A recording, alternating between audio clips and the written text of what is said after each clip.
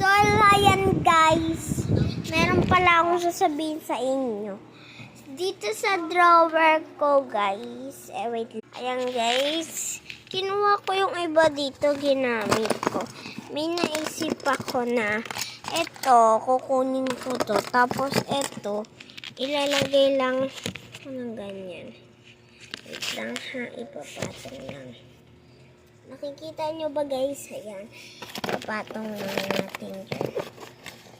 Ayan. Ibubuka lang natin yan. Pagkagawa tayo ng mystery box. Ayan. Ang stretchy nyo guys. Stretchy. Oopsies. Ayan guys. Gusto na natin. Oops. Ayan. Ayan na guys. So, ayan na. Nilagay na natin. So, ayan lang. Bye-bye.